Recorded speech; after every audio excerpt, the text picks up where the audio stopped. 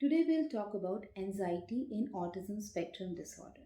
अब anxiety issues बहुत ज़्यादा पाए जाते हैं ऑटिस्टिक बच्चों में, जो कि मेजरली होती हैं social anxiety issues, separation anxiety issues, environmental factors के वजह से जो एंजाइटी होती है बच्चों में। अब ये किस तरह के एंजाइटी इश्यूज होते हैं, हम इस पे बात करेंगे।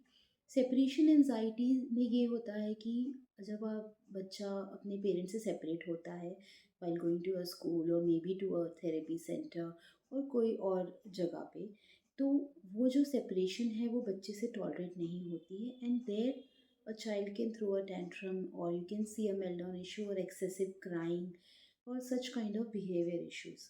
उस वक्त पेरेंट्स को बच्चे को मैनेज करना बहुत डिफ़िकल्ट हो जाता है।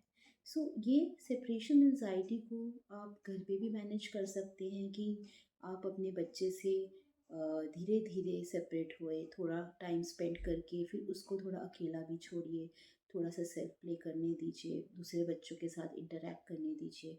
वैसे ही स्कूल में ये स्कूल्स हेल्प कर सकते हैं कि पेरेंट्स को पहले क्लासरूम में साथ में बिठा के और gradually weaning off the child from the mother or father sitting in the class and धीरे धीरे वो सेपरेशन टाइम इंक्रीज करके इस तरह से आप ये सेपरेशन एंजाइटी पे वर्क कर सकते हैं।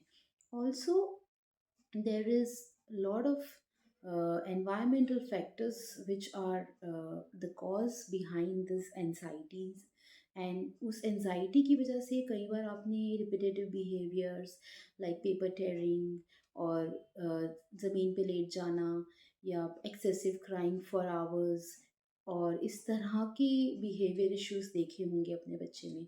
तो ये एनवायरमेंटल फैक्टर्स आपके बच्चे को कैसे बॉदर कर रहे हैं, कौन से एनवायरमेंटल फैक्टर्स अफेक्ट कर रहे हैं, ये आपको ध्यान में रखना बहुत ज़रूरी है। जैसे कि घर में कोई कुकर की सीटी ज़ोर से बजना या एट टाइम्स वैक्यूम क्लीनर की आवाज़ें या घर में कभी पेंट का काम या कोई न्यू मेंबर या कोई न्यू रिलेटिव या any strangers coming in the house, ये सारी चीज़ें बच्चे को अफेक्ट करती हैं जो कि एक्सटर्नल एनवायरनमेंट में हो रही हैं। इवन एट द स्कूल और मे बी आप कहीं बाहर कोई नई जगह पे लेके जा रहे हैं, तो ये सब एनवायरनमेंट चेंजेस इन बच्चों से टॉलरेट नहीं होते हैं। तो आपको ये ध्यान रखना पड़ेगा कि आपके बच्चे को क्या चीज़ बॉदर कर रही है, क्या आपने उसकी रूटीन में ऐसे चेंजेस किए हैं जो वजह से वो हाइपर हो रहा है। दूसरा जो मेजर फैक्टर है in autism is a social environment factor. तो सोशलाइजेशन, जो सोशल इंटरेक्शन स्किल्स होती हैं वो काफ़ी अफेक्टेड होती हैं। बच्चा अगर कहीं भी सोशल या पब्लिक प्लेसेस पे जैसे कि मॉल्स रेस्टोरेंट्स में आप लेके जाते हैं तो वहाँ पे बहुत ज़्यादा हाइपर हो जाता है, बैठता नहीं है या रोने लग जाता है और एक टेंट्रम या मेल्टडाउन इश्यूज आपको फेस करना पड़ता है। That is because the external environment may be बहुत ज़्यादा लाउड होता है, बहुत ज़्यादा ओवर क्राउडेड प्लेसेस उससे टॉलरेट नहीं होती, वो अपनी इस इमोशन को एक्सप्रेस नहीं कर पाता। That is why they don't know how to deal in such environment, जिसकी आपको बच्चे को ग्रेजुअली आदत डालनी पड़ेगी। उसको रोज़ या at least once in a week कोई ना कोई ऐसे सोशल प्लेसेस पे लेके जाइए, पब्लिक प्लेसेस पे, और वो ग्रेजुअल चेंजेस करिए। सडन रोज़ की रूटीन में चेंज करने से आपको ज़्यादा प्रॉब्लम्स आएंगी।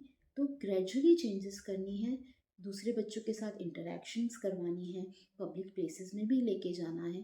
बट अगर उस वक्त उस दौरान बच्चा आपका एक टेंट्रम थ्रो करता है तो आपको उसको उस जगह से हटा के उसको काम डाउन करने के लिए उसको फिजेट टॉयज़ डिस्ट्रैक्ट कर सकते हैं, नॉइज़ कैंसलेशन हेडफोन्स आते हैं वो प्रोवाइड कर सकते हैं, उसको कोई ना कोई दूसरी एक्टिविटी में इन्वॉल्व कर सकते हैं या कोई सूदिंग म्यूज़िक सुना सकते हैं।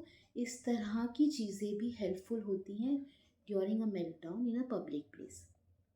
So I hope all these factors which I have discussed will be really helpful to understand your child better who is facing an anxiety issue.